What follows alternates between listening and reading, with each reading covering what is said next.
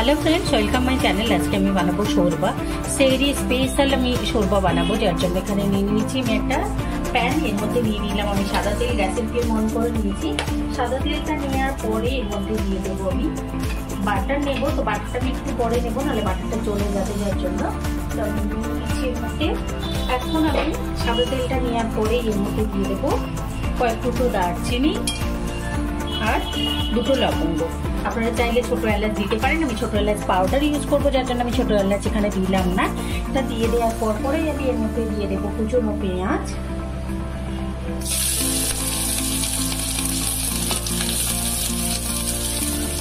এখানে দুটো মিডিয়াম সাইজের পেঁয়াজ আমি কুচিয়ে নিয়েছি, দিয়ে দিলাম পেঁয়াজটা। আর এখানে আমি দেবো একটুখানি রসুন কুচি। দেখুন পেঁয়াজটা একটুখানি গোলাপি হয়ে গেছে। এখন আমি দিয়ে দিচ্ছি চিলি ফ্লেক্স আর দিয়ে দিচ্ছি আমি রসুন কুচি। আপনারা কিন্তু রসুনটা পেস্ট করেও দিতে পারেন, আমি এখানে কুচিয়ে নিয়েছি, কুচোনোটা দিচ্ছি।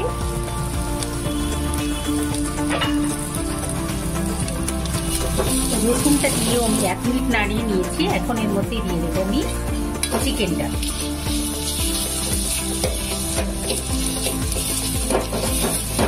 দেওয়ার পরে দিয়ে দিচ্ছি আমি নুনটা, পরিমাণ মতো দিয়ে দিলাম নুনটা। আর দিয়ে দেবো আমি কাঁচা লঙ্কা। যে যেমন ঝাল খেতে ভালোবাসেন সেরকম লঙ্কা মেলাবেন। আমি একটা কাঁচা লঙ্কা দিলাম, কারণ এই কাঁচা লঙ্কাগুলো প্রচুর দিলে ঝাল আছে, সেই সাথে আমি চিলি ফ্লেক্স দিয়েছি। চিকেনটা দিয়ে আমি একটু নাড়িয়ে নেব। এখন এর মধ্যে দিয়ে দেবো আমি একটুখানি আদা বাটা। এবারে দিয়ে দিচ্ছি এর মধ্যে আমি আদা বাটাটা। আদা বাটাটা দিয়ে একটু নাড়িয়ে নিচ্ছি। এবারে এর মধ্যে দিয়ে দিচ্ছি আমি গ্রেট করে রেখেছি গাজরটা, তবে দিয়ে দিলাম গ্রেট করা গাজরটা।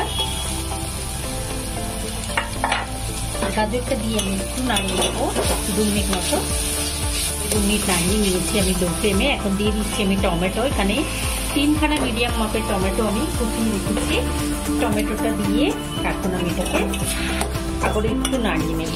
টমেটোটা দিয়ে দেওয়ার পরে আমি এটাকে নাড়িয়ে নিয়েছি 2 থেকে 3 মিনিট। গ্যাসের ফ্লেমটা আমি মিডিয়াম করে নিয়েছি। এখন আরো 2-3 মিনিট এটাকে মতো নাড়িয়ে নিয়েছি আমি টমেটোটা দেওয়ার পরে। দেখুন টমেটোটা অনেকটা কিন্তু সেদ্ধ হয়ে গেছে, একটুখানি দানা দানা রয়েছে।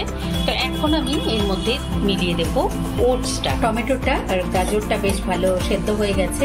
আপনারা যদি টমেটোটা খুব পাক্কা না নেন তাহলে সেদ্ধ হতে একটু সময় লাগবে, তাহলে এই সময় একটু জল দিয়ে দেবেন, 1/2 কাপ জল দিয়ে এটাকে সেদ্ধ করে নিয়ে তারপরে ওটসটা মেলাবেন। আমার দেখুন টমেটোটা গাজরটা সেদ্ধ হয়ে গেছে। তো আমি এখন এর মধ্যে মিলিয়ে দিচ্ছি একটুখানি আমার ভেজিটেবল মশলা। এটা আমি এই মশলাটা ঘরে তৈরি করা মশলা আমার, আমি এটা অ্যাড করে দিলাম। এটা অ্যাড করে দেওয়ার পরে আমি এর মধ্যে দিয়ে দিচ্ছি অল্প একটু জল।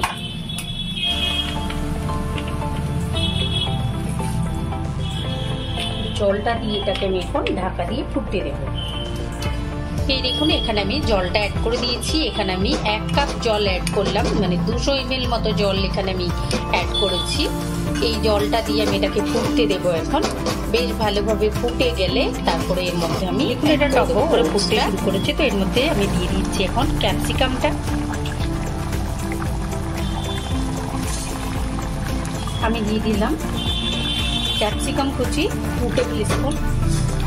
ক্যাপসিকামটা দেওয়ার পরে এটা ফুটে গেছে। তো এখন আমি দিয়ে দিচ্ছি এর মধ্যে ওটসটা। আমি যেহেতু এই ওটসটা খুব বেশি সময় লাগে না সেদ্ধ হতে, যার জন্য এই সময় দিলাম। আপনারা চাইলে কিন্তু যদি দানা ওটসটা নেন, একদম দানা দানা যে ওটসটা বা ডালিয়া দিয়ে করেন, তাহলে কিন্তু আগে দিয়ে দিতে হবে। আমি এই সময় দিলাম, দিয়ে এটাকে 10 মিনিট মতো ফুটিয়ে নেবো। আর এর মধ্যেই আমি দিয়ে দেবো বাটারটা। দেখুন দিয়ে দিচ্ছি আমি। দেখুন 7 থেকে 8 মিনিট আমি একদম লো ফ্লেমে এটাকে ফুটিয়ে নিয়েছি।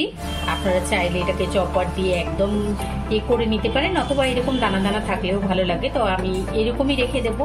আপনারা চাইলে এটা চপার দিয়ে ঠান্ডা হয়ে গেলে তখন এটাকে ব্লেন্ড করে নিতে পারেন। তো আমি এর মধ্যে এখন দিয়ে দিচ্ছি একটুখানি ধনেপাতা কুচি। আর ধনেপাতার সময় ধনেপাতা না দিলে সেটা অসম্পূর্ণ থেকে যাবে, যার জন্য আমি ধনেপাতাটা দিয়ে দিচ্ছি। ধনেপাতার ফ্লেভারটাও খুব ভালো আসবে। ধনেপাতাটা দিয়ে আমি এটাকে ঢাকা দিয়ে রেখে দেবো 2 মিনিট, গ্যাসের ফ্লেম অফ করে। তারপরে এটাকে দেখুন ধনেপাতাটা দিয়ে ঢাকা দিয়ে রেখে দিয়েছিলাম এটাকে 2 মিনিট। আমি এখন গ্যাসের ফ্লেম একদম সিম করে দিয়েছিলাম, অফ করে দিয়ে এর মধ্যে দিয়ে দিচ্ছি আমি একটুখানি এলাচ গুঁড়ো আর একটুখানি গোলমরিচ গুঁড়ো নিয়ে এটাকে মিশিয়ে নেব। এবারে এটাকে আমি সার্ভ করব। সার্ভ করার সময় আমি উপর থেকে দিয়ে দেবো একটুখানি লেবুর রস দিয়ে এটাকে আমি সার্ভ করব। তো দেখুন রেডি হয়ে গেল আমাদের চিকেন শোরবা। তো আপনারা অবশ্যই সেহরিতে এটা ট্রাই করবেন, খুব ভালো লাগবে। আপনারা চাইলে উপর থেকে গার্নিশিং এর জন্য ধনেপাতা দিতে পারেন। আমি এখন দিয়ে দেবো এর মধ্যে যে লেবু নিয়েছি আমি 1 চামচ লেবুর রস দিয়ে দেবো, দিয়ে এটাকে সার্ভ করে দিচ্ছি। তো আপনারা অবশ্যই ট্রাই করবেন এটা। সেহরিতে যাদের ভাত রুটি খেতে ভালো লাগে না তারা এটা খেয়ে দেখবেন, সারাদিন বেশ এনার্জেটিক থাকা যায় আর খেতে খুব ভালো লাগবে। অবশ্যই ট্রাই করবেন, কমেন্ট করবেন, আমার চ্যানেলকে লাইক করবেন। Thank you.